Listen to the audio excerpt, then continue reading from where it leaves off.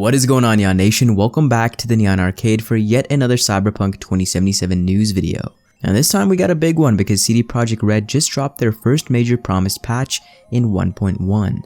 Also in today's video we have an insane amount of concept work and art dropped online that will reignite your love for the cyberpunk genre.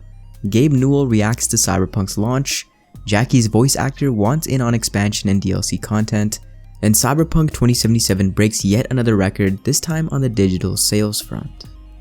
As always guys, 15% off display if you want some sweet metal art for your walls, link in the pinned comment.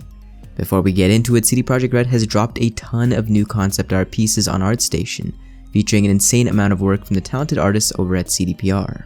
I'm a huge fan of concept art in general, and this game is one of those rare visual delights that gets incredibly close to the character of the original concept pieces, which really is a testament to the visual flair of 2077. I'm gonna pop some of my favorites on screen right now, and at the end of the video, I'll put more for you guys to enjoy. If you love the genre and want more insight into the world of Cyberpunk, definitely check this out. Moving into the biggest story in today's news video, we finally have patch 1.1, which is the first major patch that the game will receive this year, and will lay the foundation for what will likely be an even larger 1.2 update, hopefully in the next couple months. In a tweet, CDPR announced that, quote, patch 1.1 is out on PC, consoles, and Stadia. In this update, which lays the groundwork for upcoming patches, we focus on various stability improvements and bug fixes. Under the patch notes, we do have a couple different sections which this patch will be addressing, starting with stability. The various stability improvements included here are, quote, memory usage improvements in various systems within the game, characters' interactions, navigation, in-game news and TV, foliage, laser effects, minimap devices, AI, street traffic, environmental damage system, GPU related improvements, and more. Now along with this, we also have various crash fixes, which we will get to a bit later on when we take a look at how well this patch is being received online, on all platforms, and if this patch has actually made improvements. Moving on, we have quest related issues with a couple of the larger quests in the game, which I will put on screen for you guys if you want to pause and check them all out. A lot of them revolve around the Delamain quests, which do seem to be the most problematic ones from what I've seen online. There are some niche UI, visual, and achievement based fixes, but let's get into the meat and potatoes with the console and PC specific fixes. Under PlayStation, we have performance optimization of crowds in the PlayStation 4 Pro and PlayStation 5, as well as various crash fixes on the PlayStation 4. Moving into the Xbox specific fixes, we have improved memory usage for character creation, mirror scanning, camera remote controls, and menus on the Xbox One, the Xbox One X, and the One S. For my PC brethren, we finally have the ability to obtain achievements while in Steam offline mode, and there are some fixes with startup crashes related to loading cache on Nvidia GPUs.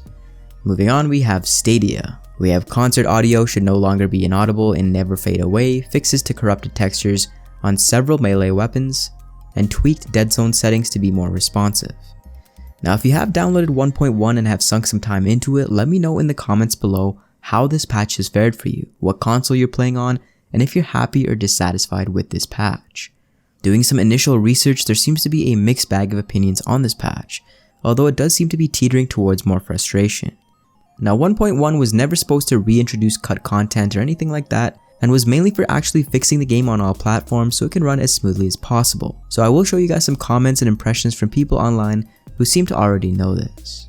Let's check out a comment from Scoops2K who says, unlike many who play this game, the only issue I had with the first week of playing is the occasional game crash after a few hours of gameplay. However, the more patches that have come out for the game, the more issues I have with the gameplay. We have another one here that says the patch has made my game a lot more glitchy, which I wasn't having before. I have weird texture flickering in places that I haven't had happen in 60 hours. Running on a 3700X and a 3070 with 32GB of RAM and an SSD.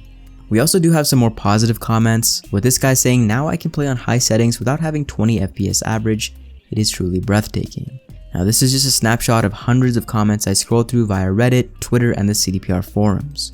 From what I've been seeing, there are still crashes and bugs, with even new ones being introduced, and some players are even mentioning grainier textures and more pop-in, especially on the base consoles.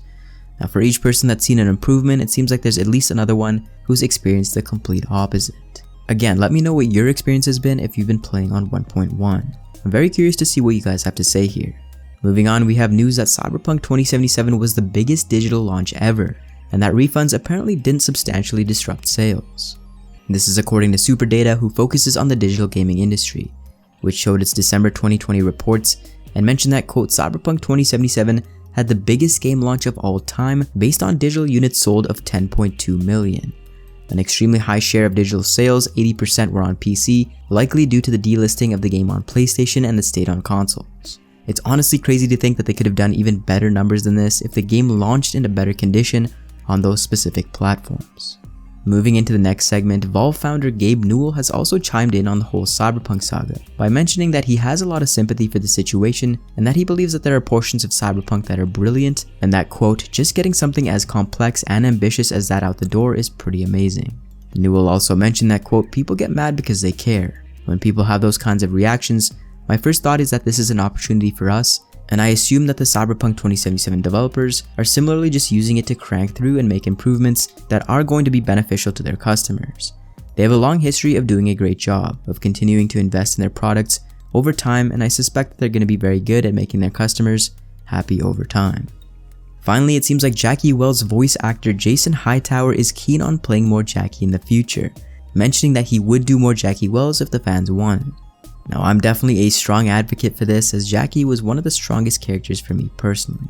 In any case, thank you guys so much for watching, enjoy some of the more additional concept art, and I will see you in the next one.